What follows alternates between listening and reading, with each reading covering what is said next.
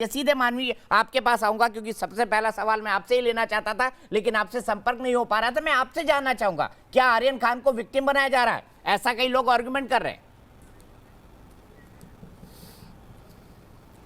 देखिए दीपक जी, मैं ये बोलना चाहती हूँ कि सारा बॉलीवुड तो नहीं खराब है। जहाँ तक नुपुर ने काफ़ी कुछ बोल दिया उससे मैं काफ़ी बात से सहमत हूँ।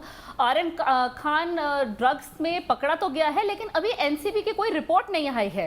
मतलब एनसीबी की हमें पहले ऑफिशियल जो स्टेटमेंट है उसकी वेट करनी है और फिर ही हम कोई कंक्लूजन में आएंगे। पर मुझे समझ में नहीं आ रहा कि मीडिया और सारे जो लोग हैं वो पहले ही वर्डिक्ट पे कैसे आ गए हैं। वो पहले ही ऐसे कैसे अज्यूम कर लिया है कि आर्यन ही है, क्योंकि वो एक बॉलीवुड स्टार का बेटा है। इसी वजह से सिर्फ आर्यन को सॉफ्ट टारगेट किया जा रहा है। वहां पे और भी बहुत सारे लोग थे, 600 बंदे थे उस क्रूज में, लेकिन किसी का भी नाम नहीं आ रहा। आर्यन के साथ 2 और बंदे पकड़े गए, उनका भी नाम नहीं है, लेकिन सिर्फ शाहरुख का बेटा, शाहरुख का बेटा, तो शाहरुख का जो बेटा है के मुताबिक उनको पकड़ा गया। मैं वही कहना चाह रही हूं, मुझे कंप्लीट करने दीजिए। शाहरुख का जो बेटा है उसका ब्लड टेस्ट का सैंपल ले लिया गया है, एनसीबी जांच पड़ताल कर रही है और वानखेड़े ने भी बोला है कि अभी मैं प्रेस कॉन्फ्रेंस में सब कुछ बताऊंगा। तो जब तक एनसीबी की कोई ऑफिशियल स्टेटमेंट नहीं आती, हम एक वर्डिक्ट कैसे सुना सकते हैं? इस वक्त पूरे के पूरे इंडिया में सारी मीडिया ने तो वर्डिक्ट सुना दी है, लिटरली कह दिया कि वो ही कल्प्रिट है और जितना पकड़ा गया है वहां पे चरस गांजा वगैरह जो आरोपी है, कल्प्रिट नहीं का आरोपी है। मतलब वहां पे जो 600 बंदे थे आरोपी है। तो एक बार एनसीबी का स्टेटमेंट आने दीजिए। मैं और ही एक साल पहले पुरानी बात पे जाती हूं। मैं सीधे अंबर के पास चलता हूं। अंबर, थोड़ा सा मानवी को भी ये बताने की जरूरत है कि कोर्ट और इन्वेस्टिगेटिंग एजेंसी कैसे काम करती है।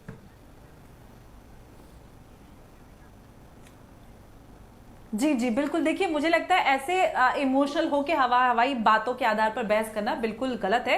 मुझे लगता है यहाँ पे जो पैनल पे लोग बैठे हुए जिनको नहीं पता है कि हमारी जो न्यायिक एजेंसियां होती है, प्रक्रिया किस तरीका होती है, जो प्राइमा फेसी के आधार पर अब तक एनसीबी और कोर्ट के सामने एनसीबी ने कोर्ट के सामने सबूत पेश किए हैं, उसी के आधार पर उनकी कस्टडी एक्सटेंड हुई है। और यहाँ पर बात आर्यन खान के बारे में इसलिए हो रही क्योंकि वो शाहरुख खान के बेटे हैं और शाहरुख खान एक बहुत बड़े आइकॉन है, इंटरनेशनल आइकॉन है, तो उनकी जिम्मेदारी बढ़ जाती है। किसी के बेटे होने से हमारी लेगेसी हमसे मिलती है और अपनी लेगेसी हम कैरी फॉरवर्ड करते हैं। तो ऐसा नहीं कि क्योंकि शाहरुख खान के बेटे तो इसलिए टारगेट किया जाए तो वो बेचारे हो जाते हैं। बिल्कुल नहीं, वो वहां पर मौजूद थे, सबूत है। देखिए, बिल्कुल मैं किसी के बीच में नहीं बोली, तो खामोशी से मेरी बात सुन लीजिए। आप लोग मानवी सुन लीजिए, आपको जवाब देने का मौका जरूर दूंगा।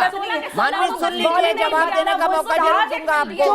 जो गलत करते हैं, आप टेक्नीशियन और प्रोडक्शन क्रू की बात नहीं आती है। बात बिल्कुल भी प्रोडक्शन क्रू और टेक्नीशियन की नहीं हो रही है। वो लोग जो देश से और दुनिया से प्यार पाते हैं और बहुत पैसा मिलता है, लेकिन वो संस्कार सुन लीजिए अंबर की बात, मैं आपको पूरा मौका दूंगा बोलने का। जिम्मेदारी बढ़ जाती है। अगर आप एक पब्लिक फिगर है तो उनकी जिम्मेदारी बहुत बड़ी हो जाती है कि आप लोगों को किस तरह का एग्जाम्पल सेट कर रहे हैं। आप सही और गलत अपने लोगों में, अपने बच्चों में नहीं पहुंचा पाते हैं, तो आप as parent, as public figure आप एक फेलियर है।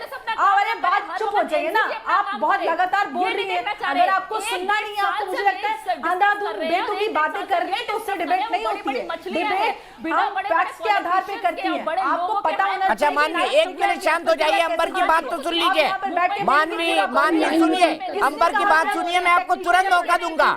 मैं आपका ऑडियो नहीं डाउन करना चाहता, तुरंत मौका दूंगा। अंबर कंक्लूड करिए।